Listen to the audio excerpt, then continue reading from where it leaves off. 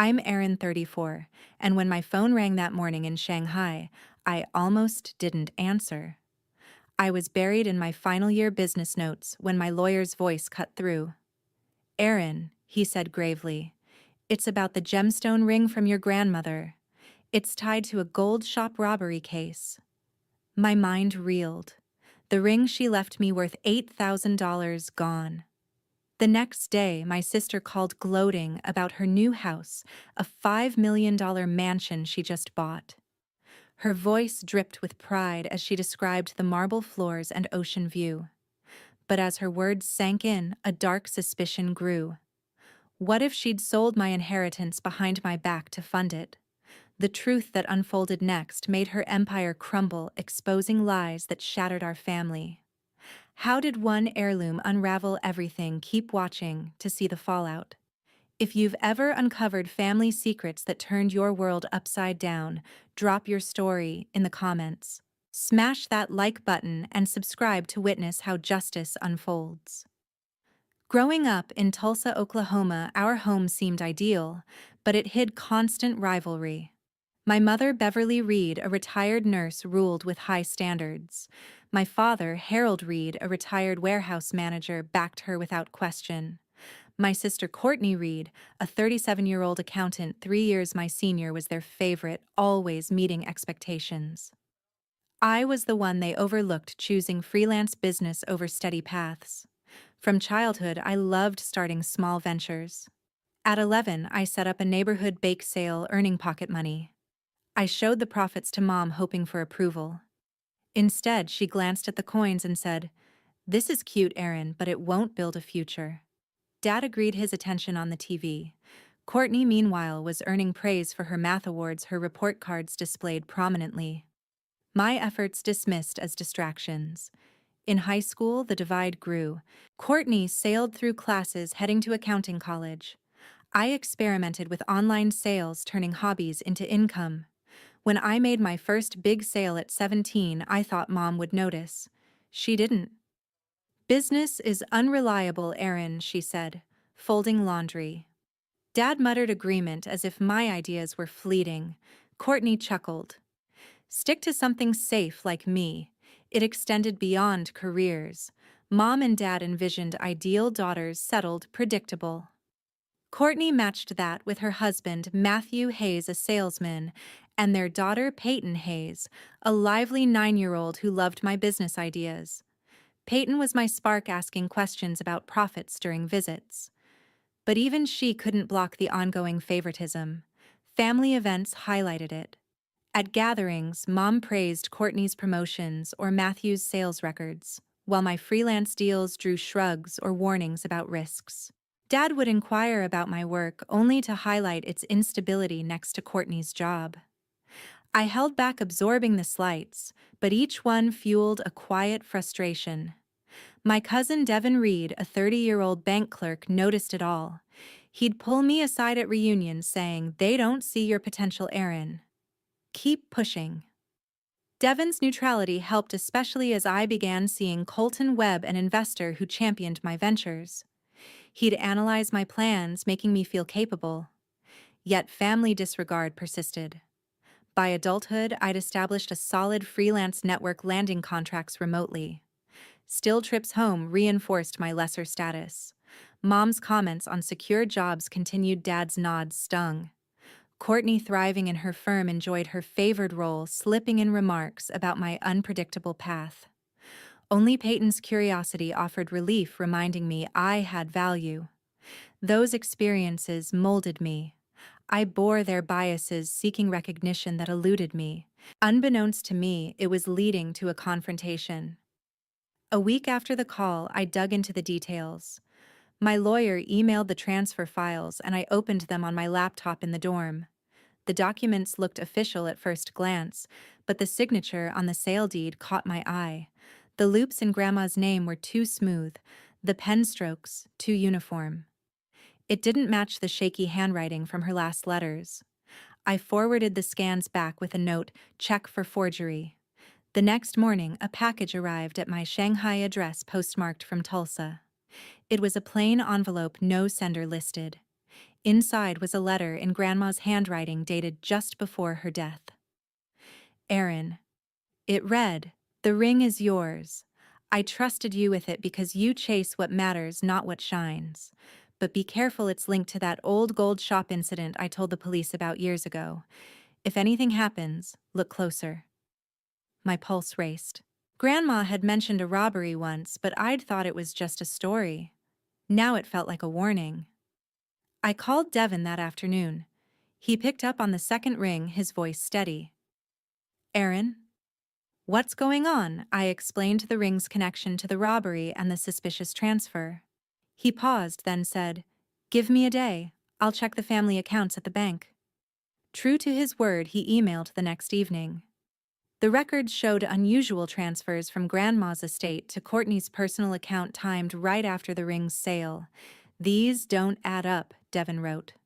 "Looks like she used the money to cover debts maybe tied to that robbery you mentioned." I pieced it together. Grandma had reported the ring stolen during a gold shop heist long ago, but it turned up later returned anonymously. Courtney must have known and sold it anyway, pocketing the cash to buy her house. The transfers Devin found were her covering tracks, perhaps paying off someone involved in the old case. I saved the bank statements as evidence, attaching them to an email from my lawyer. "This proves motive," I typed. Devin's help was crucial. He'd accessed the records discreetly, risking his job to back me up. Over the next few days, I gathered more. The lawyer confirmed the signature was altered, likely scanned and edited. He also pulled police reports on the gold shop robbery, showing Grandma's name as a witness. The ring's description matched exactly.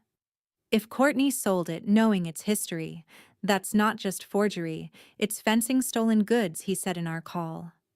I felt a chill. My sister had gone deeper than I thought, entangling herself in something criminal to fund her perfect life. Devin called again to confirm.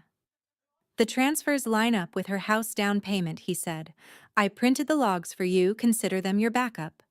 His support strengthened my resolve. With the letter, the files, and the bank records, I had a solid case. The drama was building, but for the first time, I held the upper hand. Days after the investigation, Courtney's call came through. I was in my dorm reviewing the bank logs Devin had sent when her name flashed on the screen. I answered, keeping my tone neutral. "Aaron, you won't believe it," she said, her voice bubbling with excitement. "I just closed on the new house, $5 million with a pool and everything. The view is incredible." I gripped the phone, my mind racing to the transfers. "Sounds expensive," I replied. "Where did the money come from?" She laughed lightly. "Family assets, of course. I handled the sale of some old stuff to make it happen." I pressed. "Old stuff like Grandma's ring?" There was a pause. "What are you talking about?" "That's family property. I managed it for everyone." Her denial rang false, but I held back the evidence for now. I ended the call, my anger simmering. An hour later, Mom rang. "Aaron, Courtney mentioned you sounded upset about the house," she said, her voice concerned but defensive. "She's taken on so much responsibility for the family." I took a breath. "Mom, she sold Grandma's ring, the one left to me. And it's tied to that old gold shop robbery." Mom scoffed. "That's ridiculous. Courtney wouldn't do something like that. She's always put family first." I emailed her the forged file right then. "Look at the signature, it's altered. And Grandma's letter confirms it was mine." Mom went quiet, then said, "This can't be right. I'll talk to her." Her tone shifted from protective to uncertain, the first crack in her support. The real blow came in a group call I set up that evening. Devin joined from Tulsa, his face serious on the screen. Courtney answered, sounding annoyed. "What's this about?" she asked. I laid it out. "The ring was mine, Courtney. Grandma's letter proves it, and it's linked to the robbery," she reported. She rolled her eyes. "You're overreacting. It was just an old piece." Devin spoke up. "Not according to the bank logs.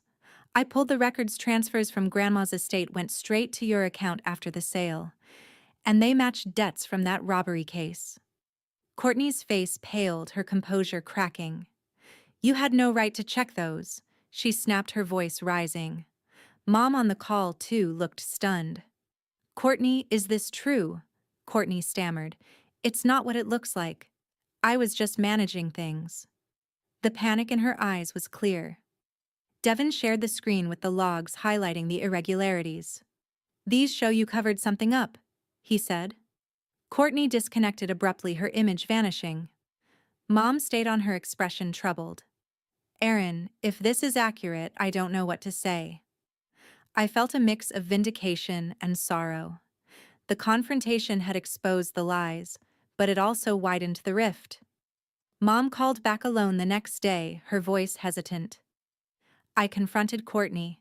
She admitted parts of it. I sent her the full evidence, and she went silent. I thought she was handling everything right, she said finally. The doubt in her words marked the beginning of her distance from Courtney. The family bonds were fraying, and I knew there was no turning back. A week after the confrontation, my lawyer moved fast. He filed the fraud complaint with the Tulsa court, attaching the altered signature and police reports on the gold shop robbery. The ring's history makes this more than inheritance dispute, he said in our video call. If Courtney sold it knowing it was stolen goods, that's a criminal matter. I nodded, my dorm room feeling smaller as the stakes rose. Courtney's lawyer contacted us the next day, offering a quick settlement, $100,000 to drop the case and keep quiet. She wants this gone, my lawyer explained, but it's only a fraction of the ring's value. I refused outright. No deal, I told him. I want her to admit it publicly in writing, signed and notarized.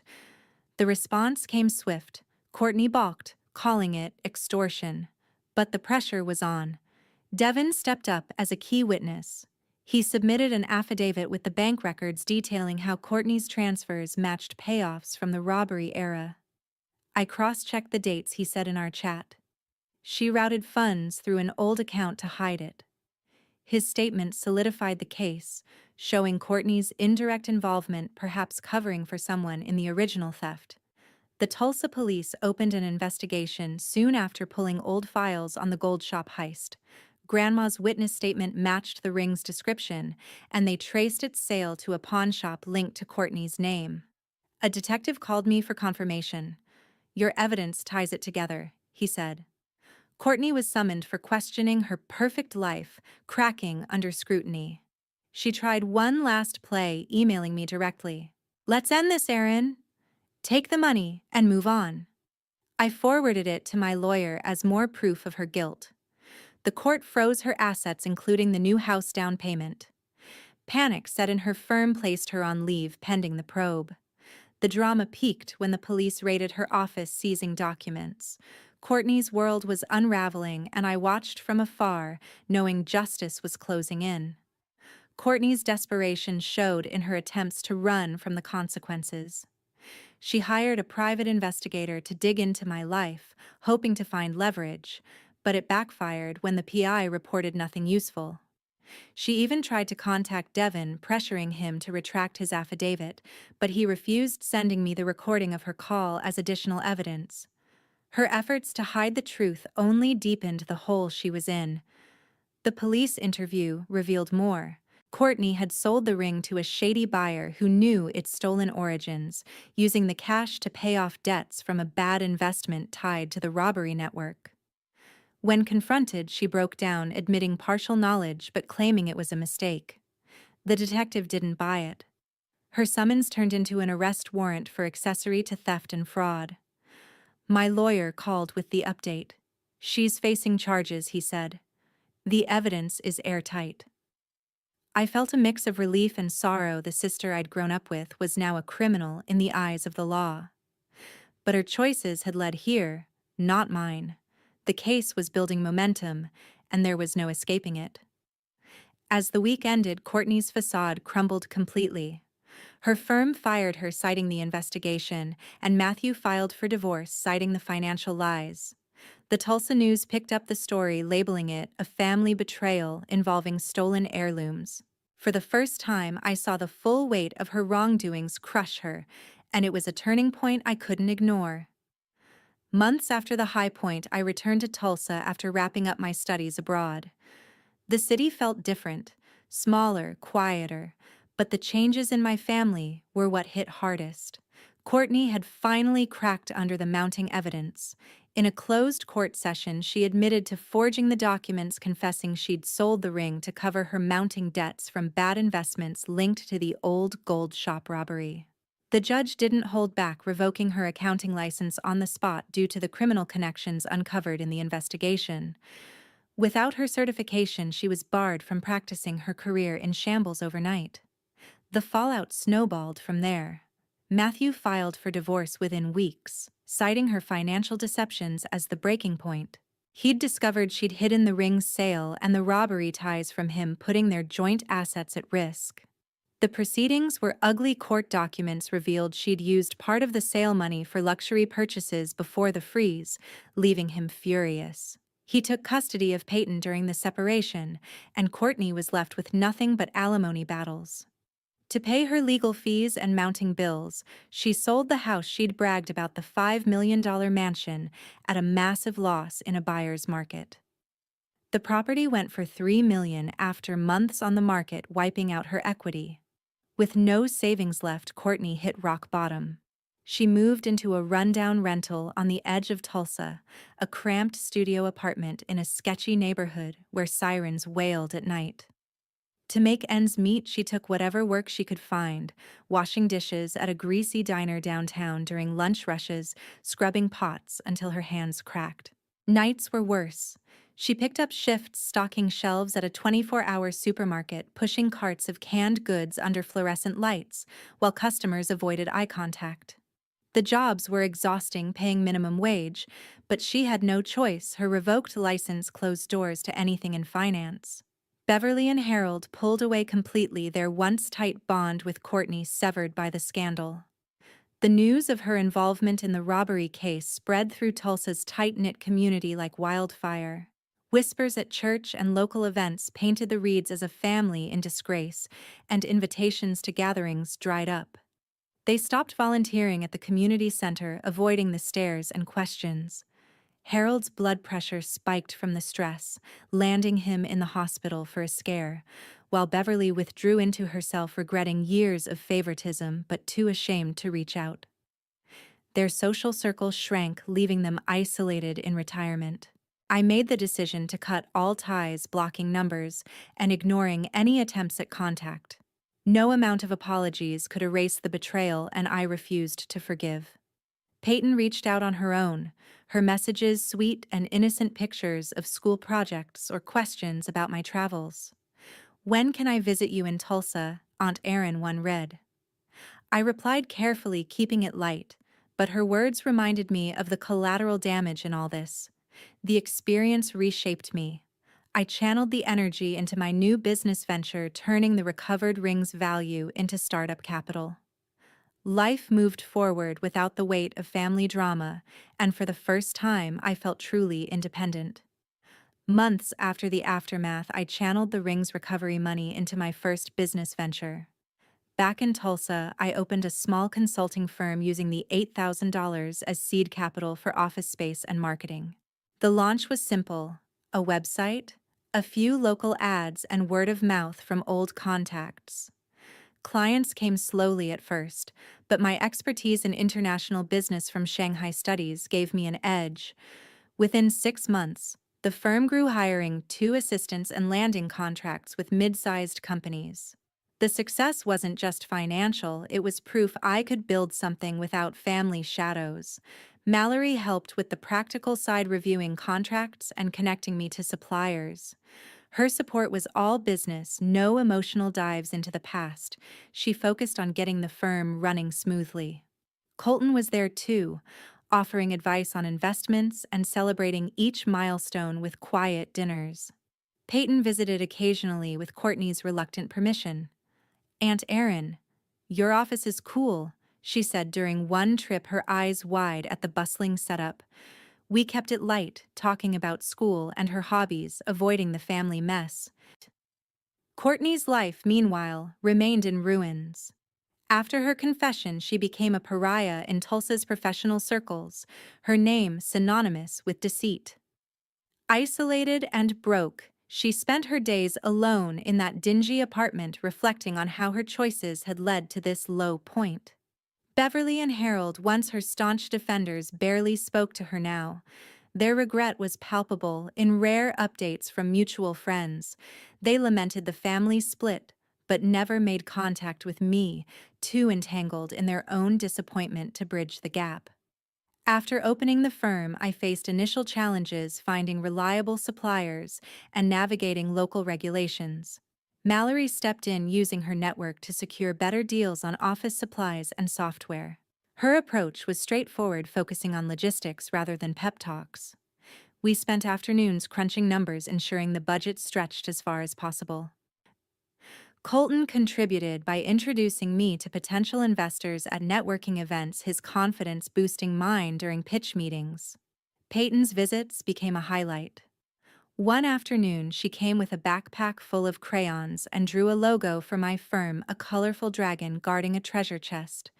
"It's like your stories, Aunt Erin," she said, handing it over.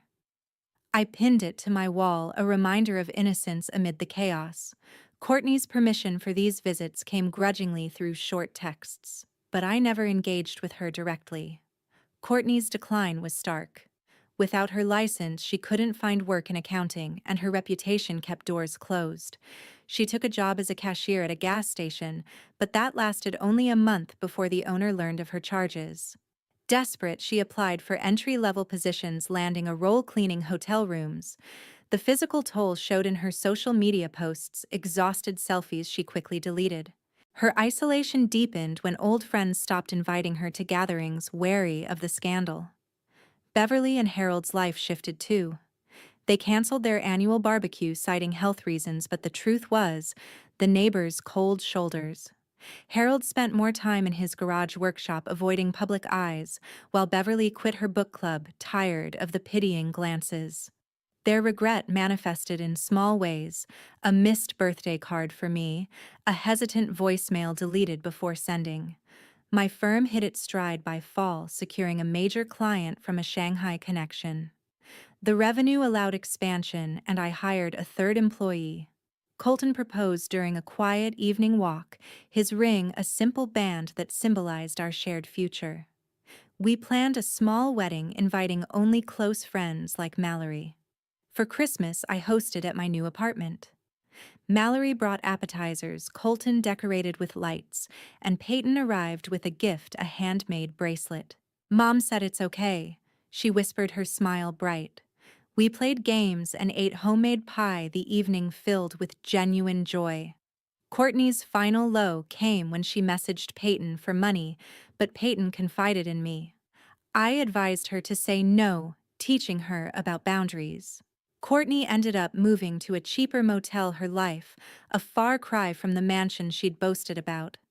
The lessons from it all. The value of that experience shaped everything. Trust in family is fragile, easily shattered by greed, but self-reliance and fairness outweigh blood ties. For viewers, it encourages standing against deception and seeking personal freedom, even if it means walking away. Thank you for listening to the end. I appreciate your time and attention. What's your take on family betrayal? Share your thoughts below, and let's discuss how we can all find our own path to justice.